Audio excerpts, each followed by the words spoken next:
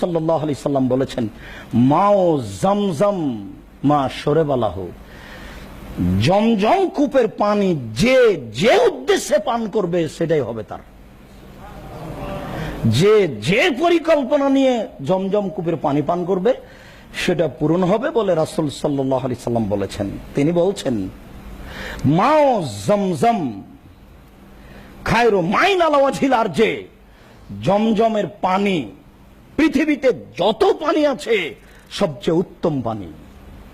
জমজমের পানি পৃথিবীতে যত পানি আছে সবচেয়ে উত্তম পানি। এই কথা বলার পরে তিনি বলছেন যে তমিন ও সেফা ও সাকমিন, জমজম কূপের পানি পান করলে এইটা হবে ক্ষুধার জন্য খাদ্য আর রোগের জন্য আরোগ্য। জমজম কূপের পানি পান করে আপনি মাস মাস থাকতে পারেন। আবু যার গেফারের জন্য 19 দিন ছিলেন। এটাই খাদ্য। আর যদি কোনো কিছু খাদ্য না খায় তাহলে থাকতে পারবে। এবং যে কোনো রোগের আরোগ্য জমজম কূপের পানি, এই কথা রাসূল সাল্লাল্লাহু আলাইহি সাল্লাম বলেছেন। রাসূল সাল্লাল্লাহু আলাইহি সাল্লাম জমজম কূপের পানি দাঁড়িয়ে পান করতেন। সম্মানিত